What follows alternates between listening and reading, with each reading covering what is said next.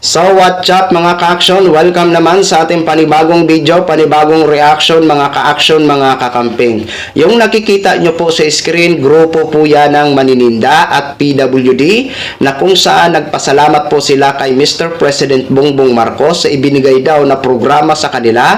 Ang problema, may nagwalang hiya daw sa kanila. Mamaya babanggitin ho nila kung sino ang nagwalang hiya ho sa kanila. Isang patunay po ito na ramdam po talaga ng taong bayan na may ginagawa ho talaga ang Pangulo. Sa mga DDS lang, hindi nila ramdam na may ginagawa ang Pangulo. Dahil kahit nakikita nila, naririnig nila, pipi at bulag pa rin yan sila. Dahil ayaw nilang i-appreciate. Okay? Lilinawin lang po natin. Ang bidyong ito ay medyo katagalan na. 8 weeks ago na, sa mga comment section nagbabasa ho tayo. Gusto ko lang na i-share ho ito sa inyo para ito po ay masampal sa mga DDS na mali ang kanilang paniniwala. Okay? Kasi mabilis ho sila kasi talaga maniwala. Oo. Lalo-lalo na ho sa kanilang mga sinusubaybayan ng mga vlogger. Okay? So ito po, panoorin po muna natin ito mga ka-action, mga kakamping. Tama ng gobyerno. Sabi po ay nagpapasalamat sa Pangulo ng Pilipinas na si Pangulong Bongbong Marcos.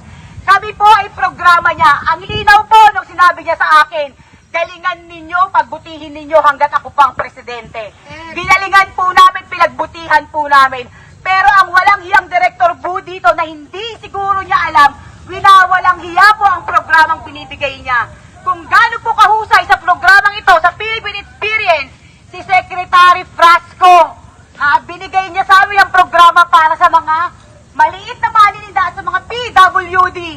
Pero siya po ginigipit po. Kung gaano po kahusay si Secretary Frasco at ang Pangulo ng Pilipinas, gano'n naman po kawalang hiya ang direktor dito.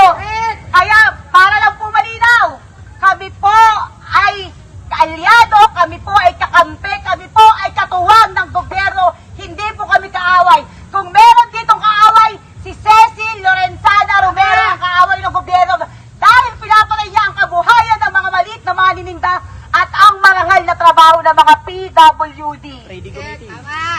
Trading committee ay trading committee, Sheila Rose Xavier, puta, salot. Kumita na. Yun na ho mga ka-action, mga kakamping, ha? Napakinggan ho natin ang pagpapasalamat nila kay Mr. President Bongbong Marcos at saka kay Secretary Frasco.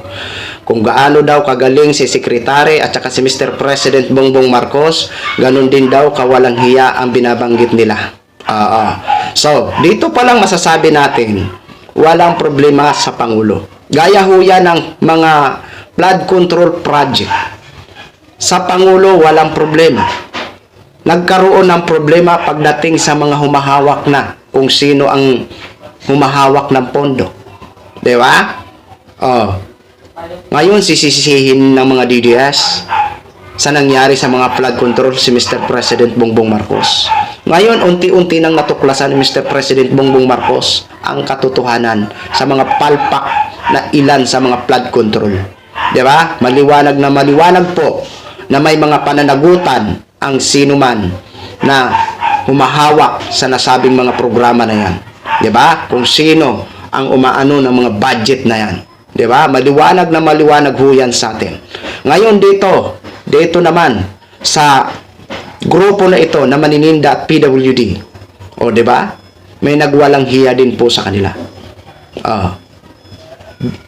Para sa kanila, hanga sila kay Mr. President Bongbong Marcos. Diba? Sabi na nagsasalita, sabi daw ni Mr. President, hanggat ako ang presidente, galingan nyo.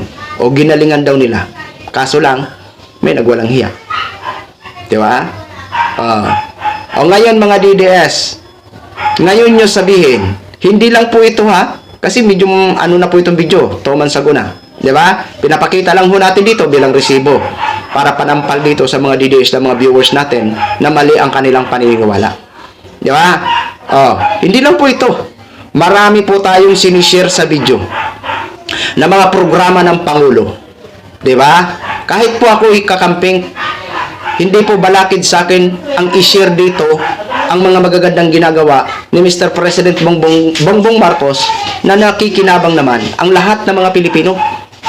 Kahit anong kulay mo, Basta programa ng gobyerno, lahat tayo makikinabang. Dahil walang pinipiling kulay yan. Once na funded ng taong bayan yan.